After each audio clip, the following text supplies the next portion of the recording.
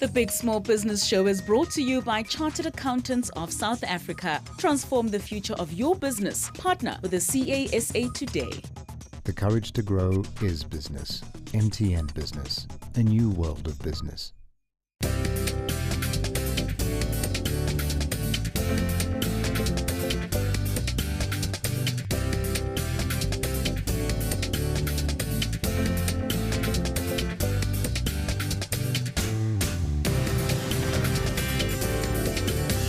On the menu today, so let me ask you this question from a strategy point of view. What business are you in? Are you in the manufacturing?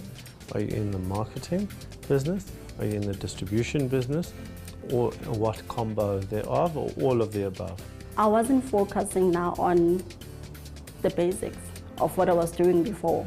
I was now a celebrity. Now I've got a big car.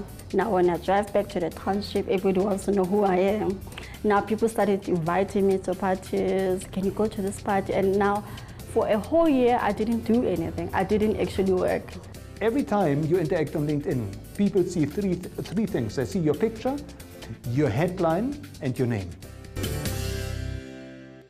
Welcome to the Big Small Business Show. This show is for you, the entrepreneur, whether you've just started your business or growing your business or perhaps battling to get to the next level. Now, from time to time, we go out to visit entrepreneurs at their place of work.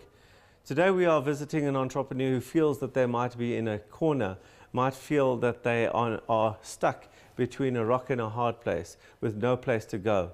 Perhaps there's a different way to look at this. Perhaps this is a niche from which we can build a global business.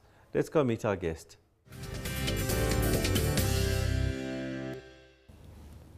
Welcome to the panel section of the Big Small Business Show. Now today we have a very interesting guest in, I don't want to say studio because we're not in studio. We're actually at their offices here in Rosebank in Johannesburg. And it's Taryn Gill, who's the founder of The Perfect Hair. We're going to be talking to her about her business and some of the issues that she might be experiencing in that business. Welcome. Thank you for having me. Right, so let's first understand what the business does. Well, we realized quite early on in the natural hair care revolution that South Africa was lagging behind in terms of product development to meet the needs for girls wanting their afros back, essentially. And about 4 years ago, we started selling American brands because we realized that they were way ahead of where we were from a market perspective. And basically coming to the awareness that we could not sell American hair care forever. It was not a long-term solution. Essentially, it was just too expensive, and they weren't keen on export at the time, which led us to a point that said, well, if we can't import them, we'll make them ourselves, which we did. Okay. So in terms of hair care, is it just a whole range of products, or is it just one particular product? We were lucky enough to go to market through a website and retail a few American products to test what the African audience wanted. So as a result, we formulated based on feedback from our customer base. We essentially created a range of products based on what our customer told us they wanted via our social media channels. Such as? So we started out with things like innovative co-washes, which is a blend between a conditioning wash. You know, those things were not prolific in the market 4 years ago.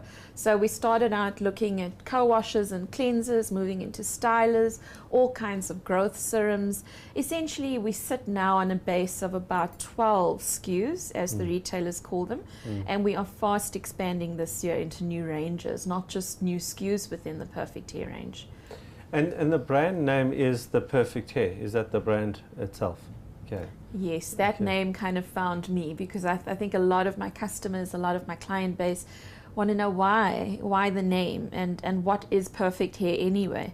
And essentially I started out after 19 years in media. I spent a long time working through media as a researcher, as a marketer, as a consultant, as a publisher, as an editor, and all of those skills kind of culminated in me now going into what is essentially a retail and manufacturing hub.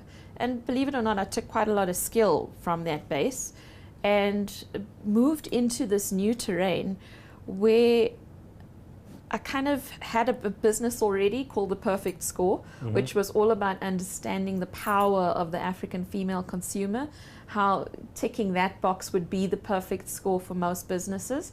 And when I started the hair business, it seemed like a natural evolution to call it the perfect hair. And people said, but what is the perfect hair? And I said, it's happy, healthy hair. So that became our mantra. Hashtag the perfect hair is happy, healthy hair. So you spoke about retail now. So are you in wholesale and retail, or just in the retail space? Currently expanding into both. So right now we have our 12 SKUs within the core, what I like to call the signature range. And that is something that we produce locally. It's got proudly South Africa all over it. We are quite authentic in the way we meant to market, being a brand produced locally for local needs. And now basically going into far more of a custom manufacturing angle, taking what we learned having developed the signature range and now creating ranges specifically for brands like Edgar's and possibly others, hotel chains, that kind of thing. We're really looking at becoming a manufacturing hub for really good quality African hair and skin care. So let me ask you this question from a strategy point of view. What business are you in? Are you in the manufacturing? Are you in the marketing business? Are you in the distribution business? Or what combo thereof, or all of the above? In 10 years' time, we are aiming to own as much of our supply chain as possible. We want to be that black industrialist hub that brands come to be custom manufactured, to be distributed, to be marketed, to get on shelf. Right now, there are no black females playing in that space. And we think that if we can get enough brands on board to build our capacity and to build our manufacturing hub as something that really can kind of put its first mark on the landscape, which is dominated, quite frankly, by white males who don't necessarily understand this audience at all. I find that in the business of manufacturing and retailing black hair care and now moving into black skin care, I start every meeting with a discussion around the power of the black African female consumer. I shouldn't have to be doing that. It's 2018. And quite frankly, I think that's why there's an enormous gap for somebody who understands this market to own more of the supply chain. Okay, so now how long's not the perfect score, but the perfect hair? How long's that been operating for?